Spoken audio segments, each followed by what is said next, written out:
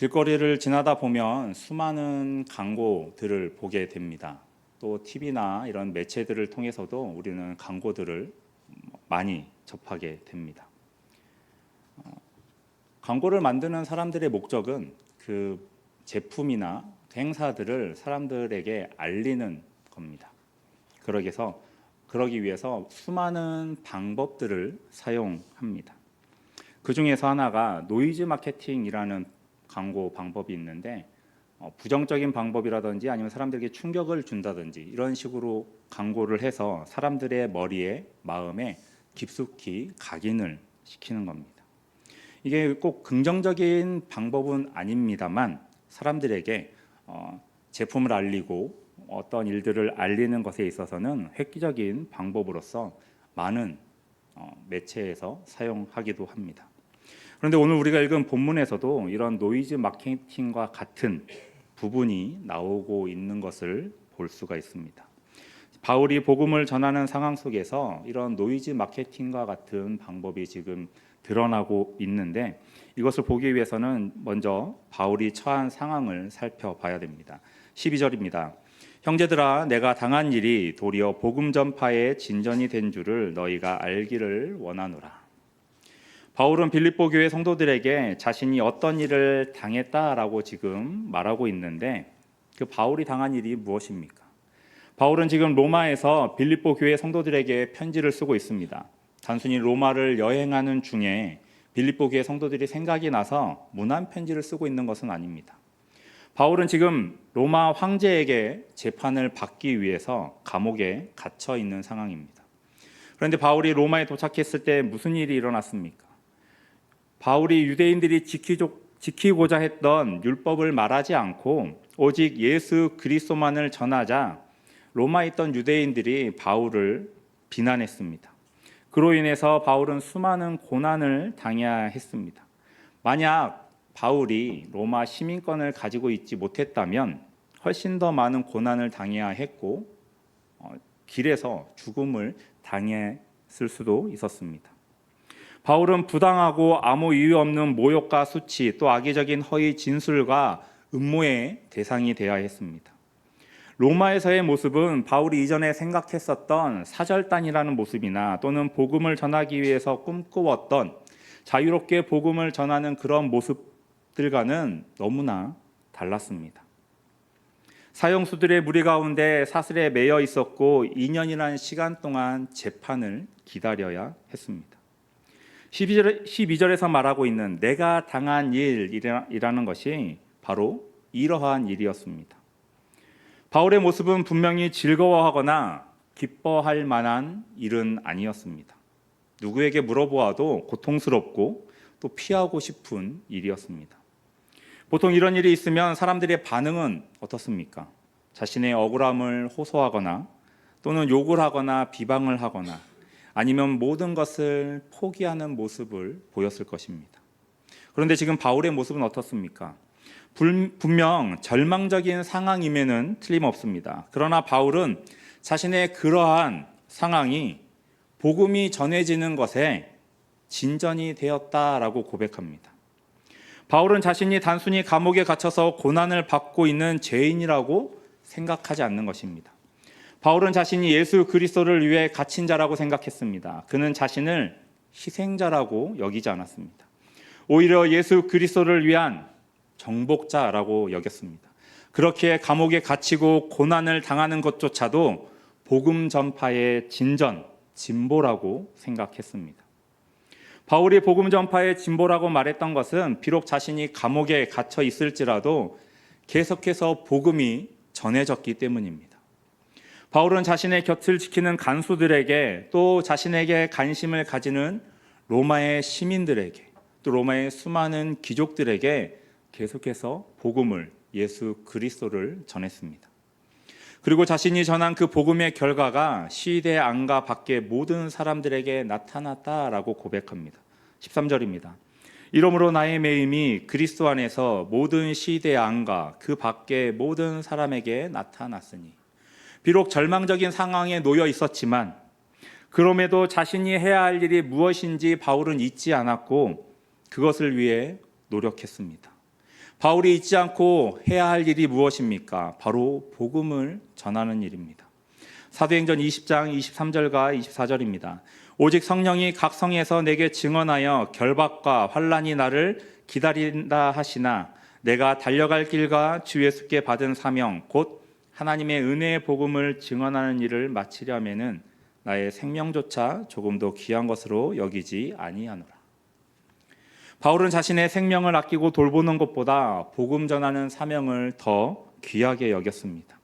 그렇기에 지금 자신이 감옥에 갇혀 있을지라도 그것에 대해서 불평하거나 원망하지 않았던 것입니다. 오히려 그런 상황을 살려 자신의 주변에 있는 사람들에게 또 혹은 자신에게 관심을 가진 자들에게 복음을 전하기 위해 노력했던 것입니다. 성도 여러분, 우리에게 주어진 사명이 무엇입니까? 우리의 사명은 바로 바울과 마찬가지로 복음을 전하는 것입니다. 예수님이 다시 오시는 그날까지 내가 받은 복음을 땅끝까지 전하는 것이, 내 주위의 사람들에게 복음을 전하는 것이 바로 우리의 사명입니다. 그리고 예수님께서는 그 사명을 감당할 때 그것이 결코 쉬운 일이 아님을 분명하게 말씀하셨습니다. 왜냐하면 세상이 또 내 주위가 우리가 복음을 전하는 것을 막기 때문입니다. 그렇게 우리는 이것을 미리 알고서 우리가 전해야 할 복음을 전해야 할 것입니다. 많은 성도들이 복음 전하는 게 너무 어렵다고 말합니다. 더 이상 전도하는 게 불가능한 일이라고 이야기합니다. 이유가 무엇입니까? 이미 세상이 우리가 복음 전하는 것을 막고 있기 때문입니다. 우리가 복음을 전하는 그 일들을 감당하지 못하도록 우리의 주변을 둘러싸고 있기 때문입니다. 분명 복음을 전하려는 우리에게 고난이 찾아올 것이고 우리를 막아설 것입니다. 그렇다면 우리는 어떻게 해야 합니까? 바울이 그랬던 것처럼 오히려 그 고난과 시험과 유혹과 방해를 우리가 복음을 전하는 수단으로 더 삼아야 할 것입니다. 내 주위에 있는 사람들에게 복음을 전하는 수단으로서 내가 처한 어려움과 고난을 이용할 수도 있어야 하는 것입니다.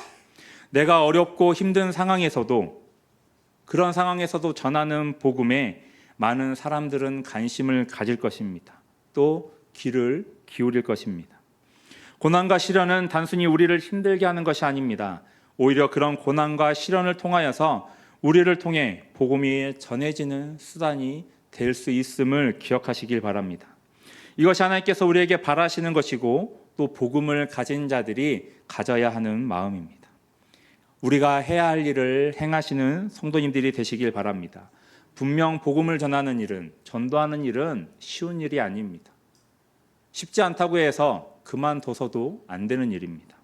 그렇게 쉽지 않은 일에 어떻게 하면 내가 복음을 전할 수 있을까를 생각하시고 또 연구하시길 바랍니다.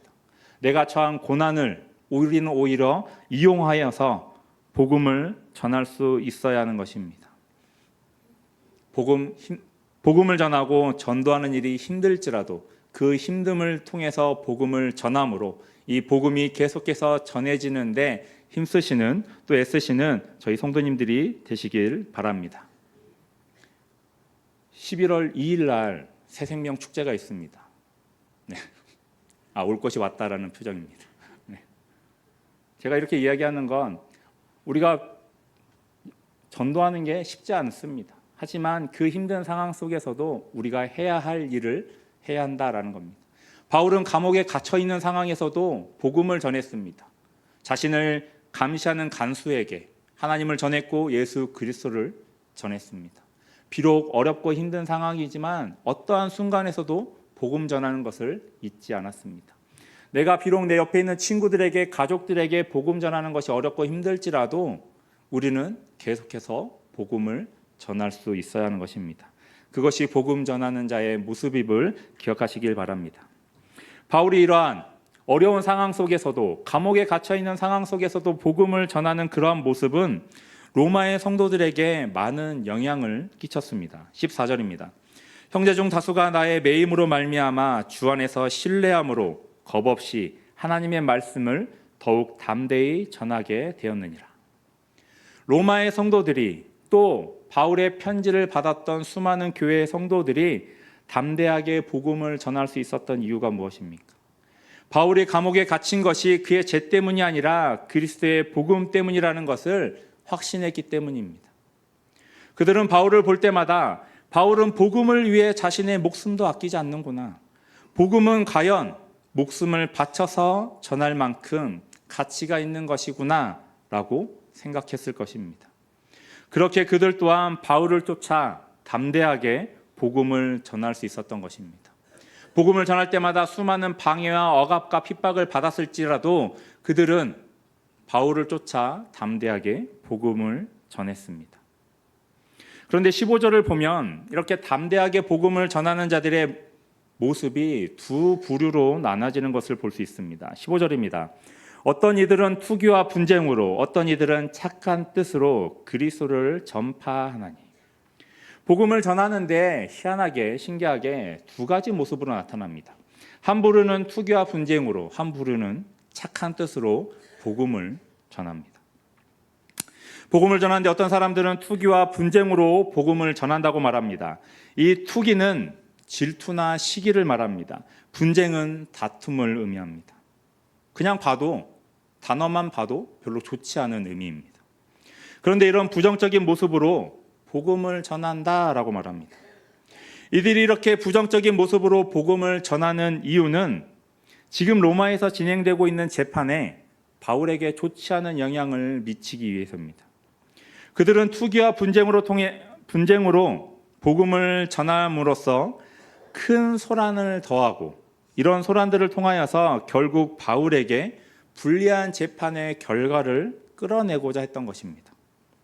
이들은 17절에서 말하고 있는 것처럼 순수하지 못하게 복음을 전했습니다. 담대하게 복음을 전했는데 그 마음에 순수하지 못한 의도가 깔려 있던 겁니다. 그 마음속엔 불순한 마음이 가득 차 있었습니다. 그 불순한 마음은 앞으로 열리게 될 바울에게 좋지 않은 결과를 나타내기 위해서입니다. 이들이 이렇게 바울에게 대하는 이유가 무엇입니까? 분명 바울은 사랑으로 진정으로 복음을 전했을진데 오히려 그 복음을 받았던 사람들이 좋지 않은 마음으로 복음을 전합니다. 이들이 복음의 대적자들이기 때문입니까? 결코 아닙니다. 이들은 복음을 받아들인 자들이고 하나님을 믿는 자들입니다. 그러나 이들이 이렇게 좋지 않은 모습으로 마음으로 복음을 전하는 데에는 그 마음 속에 바울에 대한 시기와 질투가 있었기 때문입니다. 투기와 분쟁으로 복음을 전하는 자들은 거짓 설교자들이 아니었습니다. 그러나 그들은 바울이 가지고 있었던 큰 영향력을 질투했고 바울이 이룩했던 많은 성과들을 시기하고 있었던 것입니다. 그렇게 바울의 재판에 영향을 주기 위해서 소란을 피우고 분란을 일으켰던 겁니다. 이러한 소란으로 인하여서 바울에게 조금이라도 좋지 않은 재판의 결과를 이끌어내기 위해서였습니다. 그러나 모든 사람들이 부정적인 마음으로 복음을 전한 것이 아닙니다. 그중에는 선한 마음으로 15절의 표현으로는 착한 뜻으로 복음을 전한 자들도 있었습니다. 이들은 온전히 하나님의 나라를 위하여 또 순수한 마음으로 선한 뜻으로 복음을 전파한 자들입니다. 이들은 착한 뜻으로 복음을 전했던 이유가 16절에 말합니다. 16절입니다. 이들은 내가 복음을 변증하기 위하여 세우심을 받은 줄 알고 사랑으로 하나. 사랑으로 복음을 전했던 이들은 바울이 복음을 변증하기 위해서 하나님께로부터 세움을 받은 자임을 알았습니다. 그렇기에 사랑으로 복음을 전했던 것입니다. 만약 내가 이러한 상황이라면 바울과 같은 상황에 놓여 있다면 어떠한 자들을 내가 더 사랑하고 아끼겠습니까? 일반적이라면 당연히 후자였던 사랑의 모습으로 복음을 전했던 자들을 더 아끼고 그들에게 신경을 썼을 것입니다. 그런데 바울은 신기하게 그렇지 않았습니다. 바울은 다툼으로 복음을 전하든지 선한 뜻으로 복음을 전하든지 이들 모두에게 동일한 태도를 보입니다. 18절입니다. 그러면 무엇이냐? 거칠애로 하나 참으로 하나 무슨 방도로 하든지 전파되는 것은 그리스도니 이로써 나는 기뻐하고 또한 기뻐하리라. 바울은 복음을 전하는 그 마음이나 행동이 어떠하든지 간에 복음이 전파되기 때문에 그것을 인하여 내가 기뻐하고 또한 기뻐한다라고 말합니다. 바울은 무슨 일을 행하든지 결과적으로는 복음이 전파되었기에 또 그리스도가 사람들에게 전파되는 것을 보았기에 기뻐하고 기뻐한다라고 말합니다. 바울이 저처럼 인간적인 것을 먼저 생각하고 바라보았다면 자신이 당한 일로서 기분이 나쁘고 화가 치밀었을지도 모릅니다. 내 재판에 영향을 주기 위해서 소란을 피우면서 예수 그리스도를 전하는 것이 얼마나 부적절한 일인지를 알고 화를 냈을 것입니다. 나는 단지 복음을 전했을 뿐인데 감옥에 갇힌 것에 억울함을 표했을지도 모릅니다. 또 내가 동료라고 생각했던 자들에게, 함께하는 자라고 생각했던 자들이 나를 더 아프게 하기 위해서, 공경에 빠뜨리기 위해서 소란을 피우는 것을 안다면 아마 화가 나서 뒷목을 잡고 쓰러졌을지도 모릅니다. 그런데 지금 바울의 모습은 어떻습니까? 이상하게도 바울은 기뻐하고 또 기뻐한다라고 말합니다. 지금 상황 속에서 바울이 기뻐할 수 있는 이유가 어디에 있습니까? 바울이 기뻐할 수 있는 이유는 바울이 인간적인 마음으로 그것을 바라보지 않기 때문입니다. 바울은 오직 그리스도만 바라보았기 때문에 비록 자신이 감옥에 갇히고 사람들로 인하여서 곤란한 처지에 처할지라도 기뻐하고 기뻐할 수 있었던 것입니다. 여기서 기뻐한다라는 말을 두 번이나 연달아서 사용하는 것은 바울이 그만큼 기뻐하고 있음을 강조하고 있는 것입니다. 바울이 지금 강하게 크게 기뻐하고 있는 것을 의미하고 있는 겁니다. 그리고 그러한 바울의 기뻐하는 태도가 변하지 않을 것이라는 확고한 의지를 나타내고 있는 것입니다. 왜냐하면 복음이 전파되고 있기 때문입니다. 처음에 우리는 노이즈 마케팅을 이야기했습니다. 그러한 상황이 지금 펼쳐지고 있는 겁니다. 바울을 곤란한 상황에 놓이게 하기 위해서 소란을 피우고 복음을 전했던 그러한 행동들이, 그래서 사람들에게 부정적인 이미지를 심어주려고 했던 그런 일들이 오히려 사람들에게 복음이 전해지게 했고 복음에 관심을 가지게 했던 겁니다.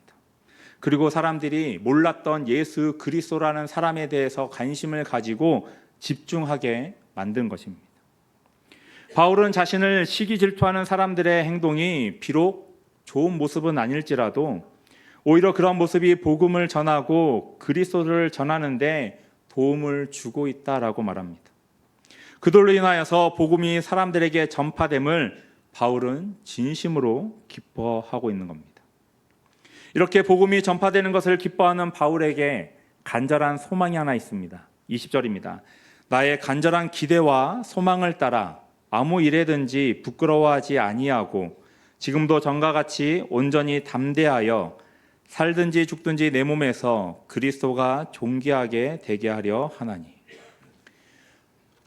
바울이 부끄러워하지 않겠다라고 말한 것은 자신이 온전히 복음을 전하는 일에 어떠한 일이든지 위협을 당하여서 그리스도를 모른다고 부인하거나 복음을 부끄러워하지 않겠다라는 것을 말하는 것입니다.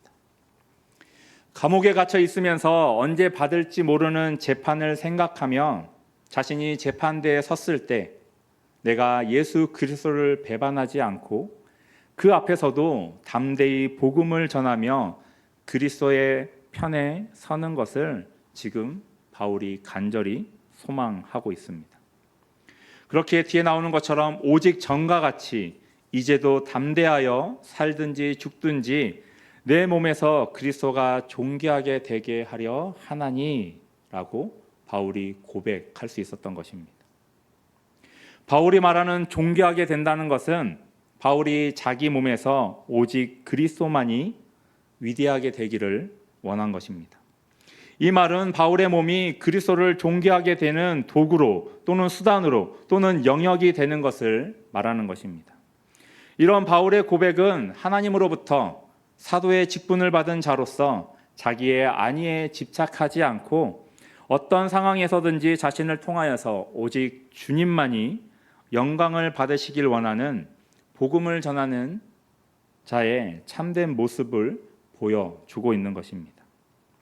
이러한 마음을 가지고 있기에 바울은 21절에 이제 내게 사는 것이 그리스도니 죽는 것도 유익함이라라고 고백할 수 있는 것입니다. 바울에게 있어 사는 것은 그리스도였습니다. 이 말은 바울의 삶의 전부가 그리스도라는 것입니다. 바울은 예수님을 만나기 전에는 예수님을 믿는 자들을 붙잡으러 다니는 것이 삶의 전부였습니다. 거리가 멀더라도 상관이 없었습니다. 그들을 잡고 죽이는 것이 바울이 살아가는 이유였습니다. 하지만 다메섹으로 가는 길에서 예수님을 만난 이후로부터 모든 것이 변했습니다. 이제는 바울의 삶이 오직 그리스도가 되었습니다. 바울에게 있어서 이제는 그리스도가 전부가 되었습니다. 그렇기 때문에 죽는 것도 유익하다라고 고백할 수 있었던 것입니다. 바울에게는 그리스도가 전부였고 그리스도가 삶의 목적이었기 때문에 바울은 자기가 살든지 죽든지 그것이 중요한 것이 아니었습니다. 오히려 그리스도를 위해서라면, 주님을 위해서라면 죽는 것도 유익하다라고 여겼습니다. 바울이 죽는 것도 유익하다고 한 것은 지금 자신이 처한 상황을 벗어나기 위해서 한 말이 아닙니다. 예수님 중심으로 살던 자신이 죽음을 통하여서 그리스도와 더 깊고 더 완전한 연합에 들어갈 수 있기 때문입니다. 로마서 8장 38절과 39절입니다. 내가 확신하노니 사망이나 생명이나 천사들이나 권세자들이나 현재일이나 장래일이나 능력이나 높음이나 깊음이나 다른 어떤 피조물이라도 우리를 우리 주 그리스도 예수 안에 있는 하나님의 사랑에서 끊을 수 없으리라. 바울은 그리스도와 맺었던 관계가 죽음으로 인해 파기되는 것이 아니라 오히려 더 가깝게 되기 때문에, 하나가 되기 때문에 자신의 죽음이 유익이 된다라고 말했던 것입니다. 그리고 바울이 죽는 것은 실제로 그리스도와 함께 있게 되는 것이고 주와 함께 본향에 있게 되는 것이었습니다. 바울은 어떤 경우에도 자신을 그리스도와 분리해서 생각하지 않았습니다. 그렇기에 바울의 가장 큰 관심은 복음이 전해지는 것이었고 자신의 몸에서 그리스도께서 존귀하게 되는 것이었습니다. 그리고 이러한 마음과 모습이 바울이 복음을 전하는 모습이었습니다. 성도 여러분, 우리는 어떠한 모습으로 복음을 전하고 있습니까? 내가 잘 되고 편안할 때 복음을 전하는 것은 너무나 쉬운 일입니다. 당연히 또 해야 하는 일이라고도 생각합니다. 하지만 내가 어렵고 힘들고 어려운 상황 속에 처한다면 어떻습니까? 많은 사람들이 지금 내 코가 석잔데 무슨 전도냐? 일단 이 급한 것부터 해결하고 그리고 나서 전도하고 복음을 전하겠다고, 교회를 행하겠다라고 말하지 않습니까? 만약 복음을 전하는 일을 하다가 바울처럼 감옥에 갇히고 생명을 내놓아야 한다면 어떻게 하시겠습니까? 그때에도 당연하게 바울과 같이 내가 기쁨으로 복음을 전하며 나의 죽음 또한 기쁘게 받아들이시겠습니까? 너무나 어려운 일입니다. 지금은 그러한 상황이 아니기에 우리가 입술로는 말할 수 있을지도 모릅니다. 당연히 그러하겠다고, 당연히 나의 생명보다 주 예수 그리스도를 더 사랑하겠다라고 고백할 수 있을지 모릅니다. 하지만 막상 우리가 그러한 상황에 놓인다면 우리는 아무도 장담할 수 없습니다. 그렇기에 그러한 일을 당하기 전에 우리는 주님과 연합하는 일에 힘써야 합니다.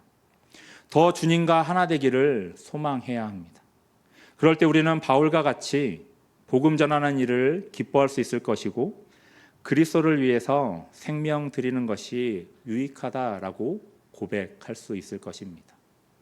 하나님과 하나 되기를, 그리스도와 연합되기를 날마다 소망하며 그것을 위해 기도하며 나아가시는 저와 성도님들이 되시길 바랍니다. 또한 그럼으로써 우리가 온전히 그리스도를 전하고 또 복음 전하는 것이 나의 기쁨이며 나의 유익이다라고 고백하시면서 내 주위의 성도들에게, 내 주위의 가족들에게, 친구들에게, 이웃들에게 내가 받은 그 복음을 힘써 전하시는 저와 성도님들이 되시길 바랍니다. 우리가 그러한 모습으로, 그러한 마음으로 복음을 전할 때 비록 어렵고 힘든 상황이 놓여일지라도 우리는 더욱더 담대하게 복음을 전할 수 있을 것이고 더욱더 주님의 이름을 위하여 살아갈 수 있을 것입니다. 이것을 위해 기도하시며 복음을 전하시는 저와 성도님들이 되시길 바랍니다. 함께 찬송가 446